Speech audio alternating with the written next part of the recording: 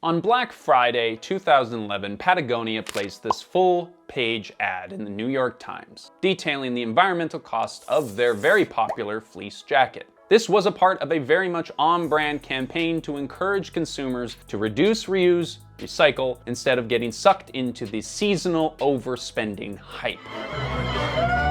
Now, ironically, sales actually went up 30% after this ad was placed. Now, while this seems a bit of a surprise, it's actually a common theme with Patagonia. The more that they paint themselves as a sustainable anti-consumerist company that exists simply to, quote, save our home planet, the more they end up selling people new, resource-intensive products that are hard on the environment. So as a admitted Patagonia fanboy, I had to ask the question, is Patagonia actually helping our world, or are they just another billion-dollar company making things worse?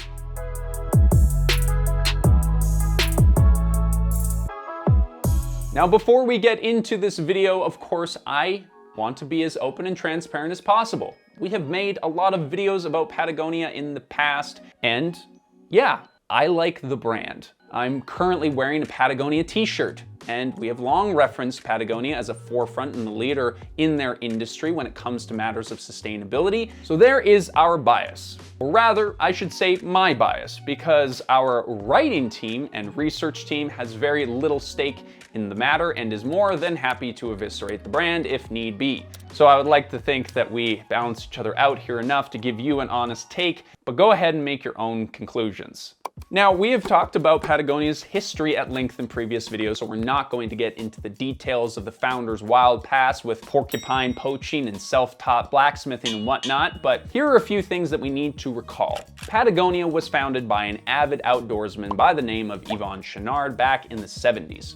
Early on, Chouinard knew that in order to preserve his way of life, both his business and his passion for adventuring, the natural world needed to remain beautiful and accessible.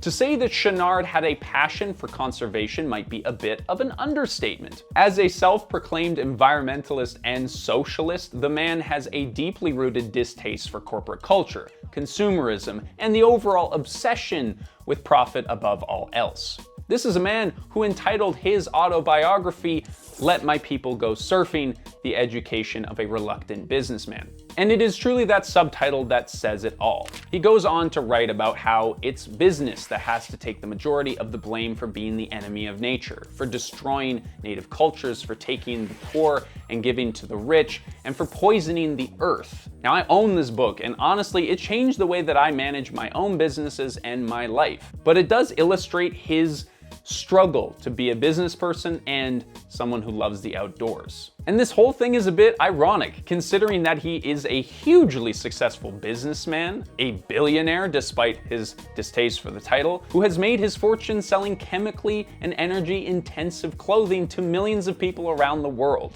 Now, of course, the easy thing to do would have been to do what all other yacht owners are doing.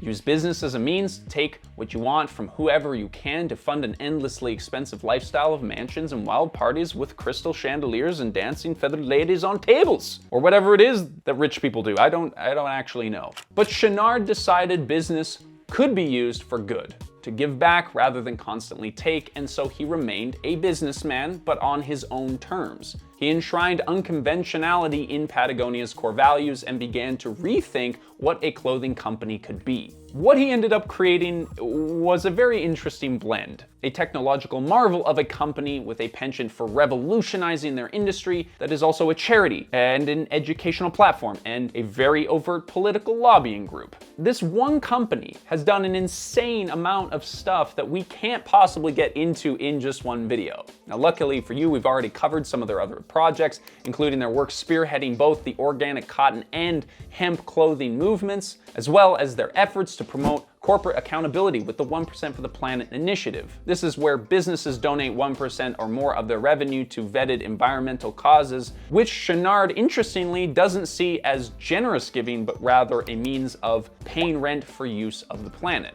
This makes it easy for businesses to make a difference without dedicating the kind of energy that Patagonia does. This YouTube channel is also a 1% for the Planet member too. What we haven't talked about as much is Patagonia's political and social involvement. It wasn't enough for Chouinard to just create a business that was responsible. He wanted to actively shape the world around him. To this end, Patagonia has a long history of partnering with grassroots organizations to push policymakers, businesses, and individuals to their cause. They run educational campaigns encouraging average Joes like me and you to take action and join the sustainability movement. And they even build a whole website to help connect people with causes they believe in. They raise money and connect people to various environmental groups, and every so often they just go ahead and sue the President of the United States. In 2017, President Donald Trump announced a massive rollback on public lands, dramatically reducing the size of two national monuments, Bears Ears and Grand Staircase Escalante. Only the smallest necessary area be set aside for special protection as national monuments. These areas were rich with dinosaur fossils, natural beauty, and cultural relevance. The rollback opened up this land to mining and oil drilling, which really didn't sit well with many activist groups and local communities who envisioned everything from uranium mining to vandalism of fossils. Within hours of Trump's announcement, Patagonia updated their website, contacted their lawyers, and prepared court filings. They were about to sue the president. It's just greed. This belongs to us. This belongs to all of the people in America. Now, the rollback still went through, and some extraction has taken place on these formerly protected areas, but largely because of public backlash spurred on in part by Patagonia, large-scale development never really became a thing. Now, while this is one of their most famous displays of political action in the name of protecting the planet, the list of efforts against controversial policy and educational campaigns for environmental issues in need is really impressive. Many of these protests are directed at the fossil fuel industry, which is where things get a little gray. See, Patagonia really wants people to know how much it hates the fossil fuel industry. They've joined a whole social media campaign to get President Joe Biden to build back fossil free, with the goal of ending an era of fossil fuel production. They celebrated when the Keystone Pipeline permit was revoked and are pushing for America to cease all federal permits for fossil fuel infrastructure. And at this point, most of us can agree that we all need to reduce our dependence on fossil fuels. However, this doesn't change the fact that Patagonia is deeply dependent on fossil fuels to function. The fossil fuel family includes oil, coal, natural gas, which not only accounts for 81% of America's energy consumption, but happens to be in pretty much everything we use on a daily basis. From medical supplies to electronics to the fertilizers that grow our food, petroleum is used for more than 6,000 everyday products, including anything that has plastic in it. The truth is, Patagonia is just like everyone else in this scenario. Their whole supply chain depends on the fossil fuel industry, whether they like it or not. From the gas-powered vehicles that deliver their products, to the energy that drives their plants, to the products themselves. All of this uses fossil fuel in some capacity. In the end, Patagonia is not a sustainable company. They even admit this in their own words. That would be implying that you are giving something back to nature instead of taking something from it, and we're not doing that. From their former use of formaldehyde to prevent wrinkles, to their dependence on cancerous forever chemicals in the form of Gore-Tex, Patagonia has a long history of trashing the planet and our health in the name of business. They are lauded by some as the world's most responsible company, and yet both PETA and Greenpeace have gotten on their case for animal cruelty and the use of chemicals. And that's not even getting into their long partnership to supply the military, which is a whole other super controversial can of worms, which we might just open in a future video. If that is of interest to any of you, please let us know.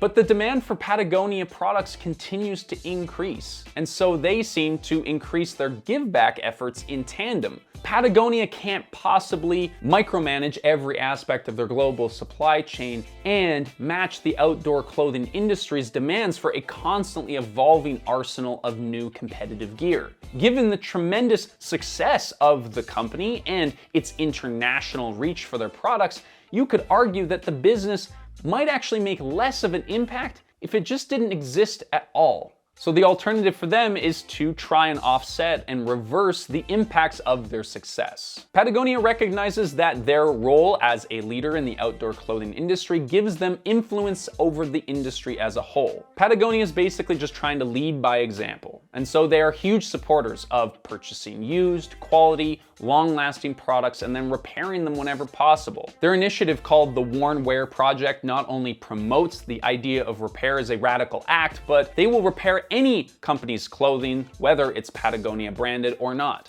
They use their influence and public presence to raise awareness for issues like fish farming, soil degradation, and they also point people towards conservation projects like Native Fish Society and the Conservation Lands Foundation. And then they donate millions to these organizations, and it almost feels like the brand is paying penance for their success. But here's the thing, just like that ad from the beginning of this video, being all in on the environment is an incredible form of marketing. Every time that Patagonia makes headlines for suing a president or doing something seemingly opposite to what big business is supposed to do, the result is more sales. Like that time that they decided to donate all of their Black Friday profits and then they sold $10 million worth of stuff on the most consumeristic day of the year. This dichotomy gives Patagonia haters a reason to discredit the entirety of their sustainability marketing as a ploy to sell more shirts. And maybe that's the truth. How do we know that a brand is truly doing anything for the benefit of the people and the planet outside of their word? We don't really know, and it's sadly impossible to measure the impact of Patagonia's action on the fashion industry and the world at large. But I personally feel like, and yes, this is my bias here, that the difference between Patagonia and other brands that unveil some sustainability action campaign is their honesty and commitment. The grim reality is that they are doing much better in pretty much every other company on the sustainability front, especially one of their scale, and that's brutal. But probably the most important thing that they do is that they admit to their mistakes and they address them seriously. This ability to see the humanity behind the brand is a huge part of why Patagonia fans love them so much. Because it's like a character in a story and you see their evolution over time and you can relate to those challenges. But the most important thing is that this is not a new thing for Patagonia. We've covered a lot of brands on this channel, and more often than not, the sustainability pledge that they commit to were drawn up in a boardroom a year or two earlier with very little proof to their effectiveness. Patagonia has been protesting, innovating, and donating since they had the means, and not only that, they continue to do more as the business grows. Yes, it is marketing, but it is also activism. And honestly, if that activism sells more shirts, that creates more activism, I don't know how I can knock it. At least people will be buying from them and not a competitor without the same kind of corporate backbone. Thank you so much for watching. We'll see you in the next episode.